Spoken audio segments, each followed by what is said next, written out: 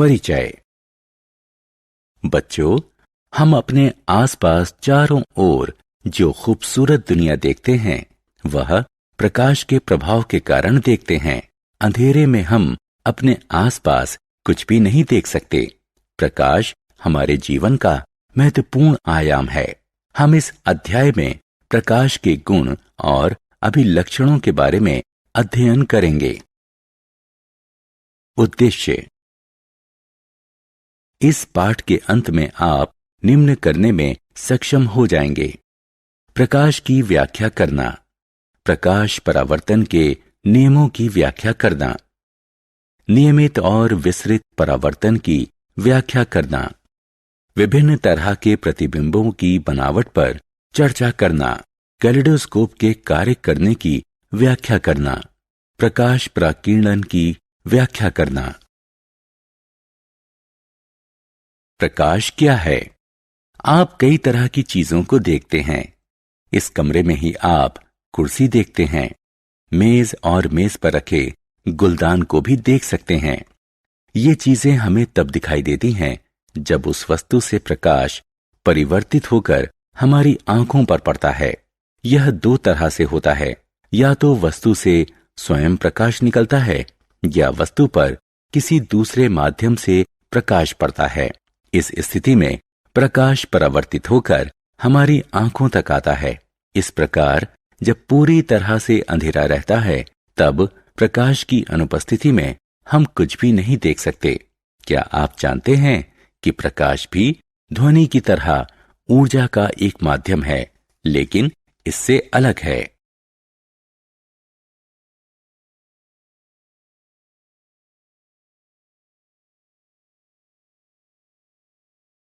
प्रकाश कैसे गति करता है? हम जानते हैं कि ध्वनि निर्वात में गति नहीं कर सकती, लेकिन प्रकाश निर्वात के माध्यम से गति कर सकता है। यही कारण है कि सूर्य से निकलने वाला प्रकाश हमारे ग्रह पृथ्वी तक पहुंच सकता है।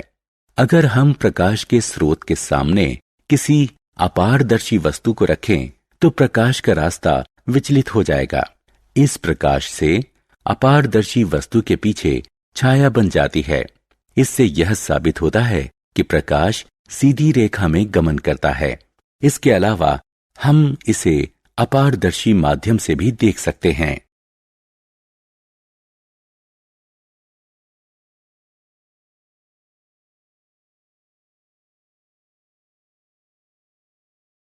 परावर्तन का नियम। प्रकाश सीधी रेखा में गमन करता है। जैसे हम किसी गेंद को दीवार पर मारते हैं और गेंद उछलकर वापस आ जाती है, ठीक वैसे ही प्रकाश को किसी वस्तु पर गमन कराया जाता है तो वह छितराकर वापस आ जाता है। पर सबसे महत्वपूर्ण बात यह है कि जिस कोण से प्रकाश किसी वस्तु पर आपतित होता है, ठीक उसी कोण से वस्तु प्रकाश को परावर्तित करती है। आइए हम इस बात को विस्तार से जानें। सतह पर प्रकाश का परावर्तन निम्न दो नियमों का पालन करता है, जिसे प्रकाश के परावर्तन का नियम कहते हैं। इस नियम के अनुसार प्रकाश के आपतन का कोण प्रकाश परावर्तन के कोण के बराबर होता है। इस प्रकार I बराबर R आपतन की सामान्य अवस्था में प्रकाश की किरण और परावर्तित किरण सभी एक ही पथ पर अवस्थित रहता है। अधिक जानकारी के लिए क्लिक करें।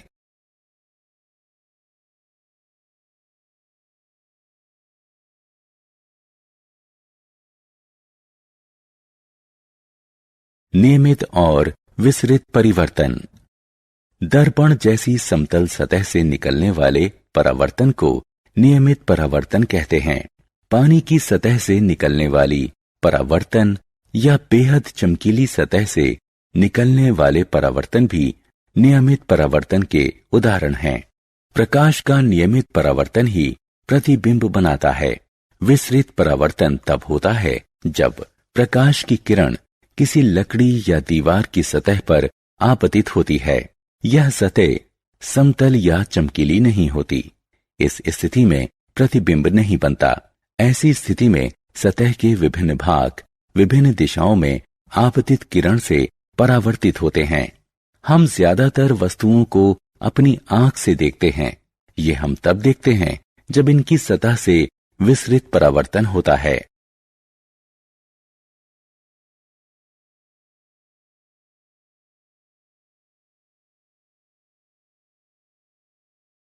बहुविध प्रतिबिंब। एक समतल दर्पण वस्तु का एक प्रतिबिंब बनाता है। क्या आप बता सकते हैं कि दो समतल दर्पणों पर हम कितने सारे प्रतिबिंबों को प्राप्त कर सकते हैं? दो समतल दर्पण लें, इसे एक दूसरे के साथ दाईं कोण पर व्यवस्थित करें जिसमें इनका किनारा मिल सके। इन दर्पणों के बीच में एक मोमबत्ती रखें। अब आप कितने प्रतिबिंबों को देख रहे हैं? आपको हैरानी होगी कि आप इन दो दर्पणों में 3 प्रतिबिंब देख रहे हैं। दर्पण में बने इन प्रतिबिंबों को देखकर हमें हैरानी होती है। आगे भी हम ऐसे ही हैरत भरे प्रतिबिंबों को देखेंगे।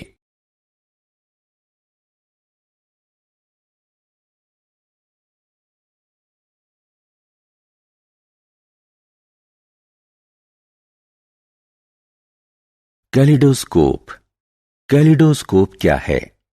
कैलिडोस्कोप एक नली होती है जिसमें दर्पण और रंगीन कांच के टुकड़े या पत्थर के टुकड़े होते हैं जो खूबसूरत पैटर्न बनाते हैं। एक दर्पण के रूप में जब आप इसे एक छोर से देखेंगे तो पाएंगे कि प्रकाश दूसरे छोर से प्रवेश करता है और रंगों का खूबसूरत समा बांध देता है। ऐसा इसलिए होता है क्योंकि जब नली घूमती है तो दर्पण से परावर्तन दूर हो जाता है। आइए हम इस क्रियाकलाप को करके कैलिडोस्कोप बनाएं। 3 समतल दर्पण के टुकड़े लें और प्रिज्म बनाने में हमारा साथ दें। इसे एक गोल कार्ड बोर्ड नली में सेट करें। नली के कार्डबोर्ड का एक छोर बंद होना चाहिए। अब इस कार्डबोर्ड के बीचों बीच एक छेद करें जिसमें हम देख सकें। कार्डबोर्ड के अंदर पारदर्शी प्लास्टिक के टुकड़े को चिपका दें। दूसरे छोर पर गोल समतल कांच की प्लेट को लगा दें। इस कांच की प्लेट में छोटे छोटे रंगीन कांच डाल दें और शीशे की प्लेट से नली के छोर को बंद कर दें। अब छेद में प्रकाशित बिंब को कार्डबोर्ड के छेद से देखने के लिए कैलिडोस्कोप को घुमाएं। आपको नली में कई खूबसूरत तरह के नजारे देखने को मिलेंगे।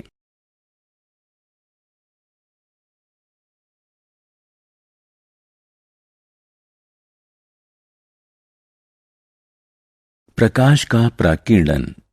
बारिश होने के बाद हम आकाश में क्या प्रेक्षण करते हैं?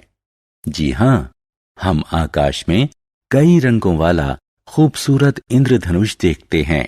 लेकिन यह विभिन्न रंग कहां से आते हैं? हम जानते हैं कि सूर्य के प्रकाश को सफेद रंग में उल्लेखित किया जाता है।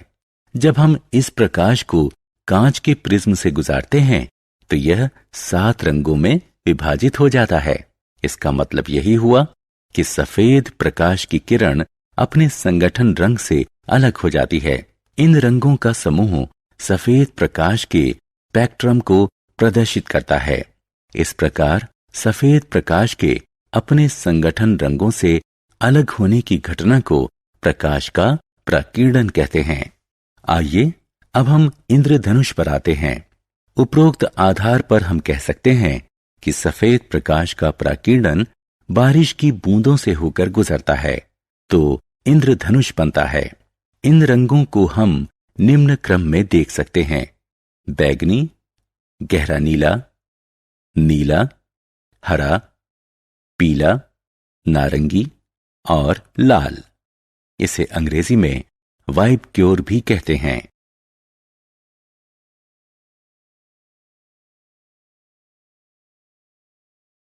सारांश।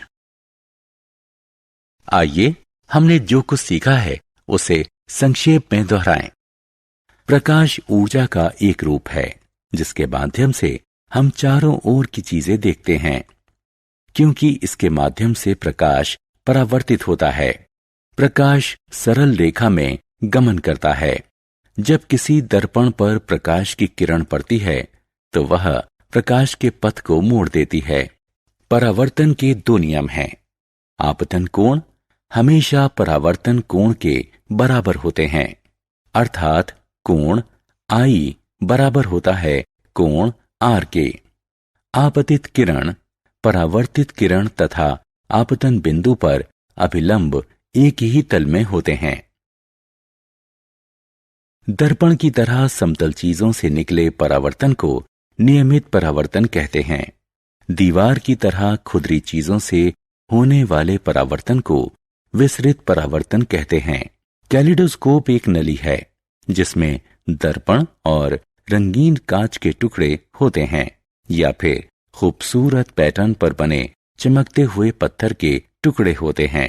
कोई दर्शक इसे एक छोर से देखता है और दूसरे छोर से प्रकाश अंदर आता है, तब इसमें घूमते हुए परावर्तन के कारण रंगों का खूबसूरत पैटर्न बनता है, जिसका नजारा अद्भुत होता है। अपने संघटक रंगों से सफेद प्रकाश का अलग होना प्रकाश का प्रकीर्णन कहलाता है।